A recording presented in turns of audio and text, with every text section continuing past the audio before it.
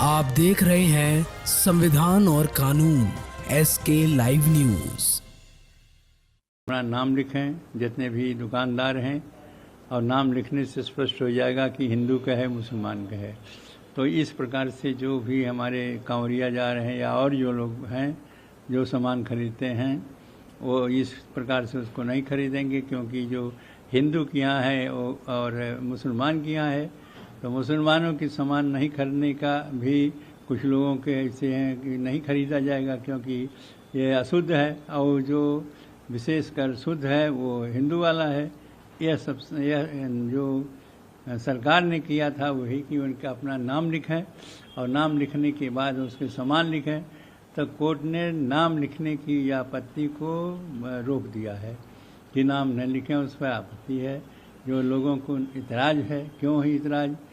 तो इसलिए कि नाम लिखने से एक प्रकार से दोनों के बीच में एक अंतर पड़ेगा और अलगाव की बात होगी हिंदू और मुसलमान के बीच में।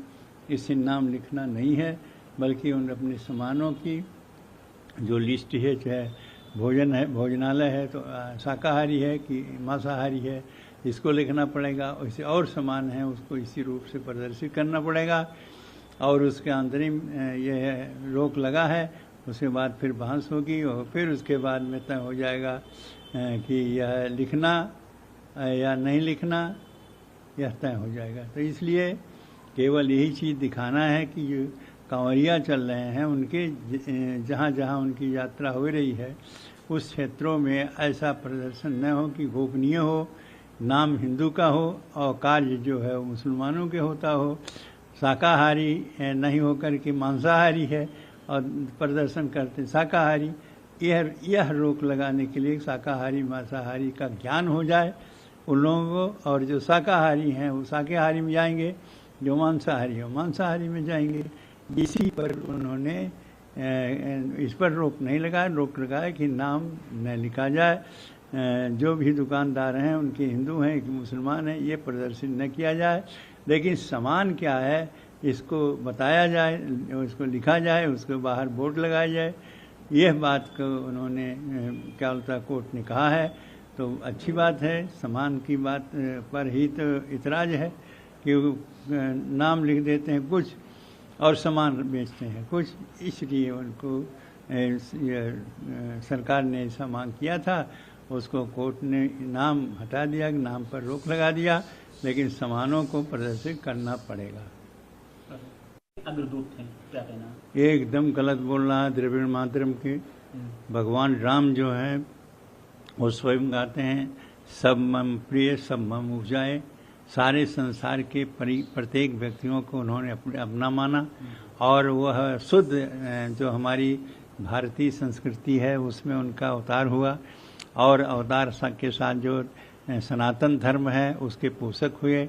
इसीलिए जितने भी सनातन धर्म के विरोधी रहे, जो राक्षस प्रवृत्ति कर रहे लोग, और यज्ञ अनुष्ठान पूजा पाठ और पूजा और भगवान की जो उपासनाएं, ये सब का विरोध करते थे, उन विरोधों को रोकने के लिए जिससे रोका जाए, यह लिए स्वयं भगवान कहे हैं कि गो दुज धेनु देव हितकारी कृपा सिंधु मानुष तनधारी।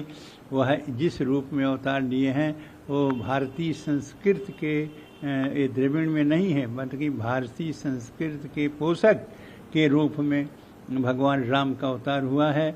और उसी के अंतर्गत सनातन धर्म के अंतर्गत जो भी आते हैं उनका कल्याण होगा, उनका पोषण होगा और उनकी रक्षा सुरक्षा होगी। ऐसा भगवान अवतार लेकर के किए हैं, और जो राक्षसी प्रवृत्ति के हैं उनका उन्होंने विनाश किया।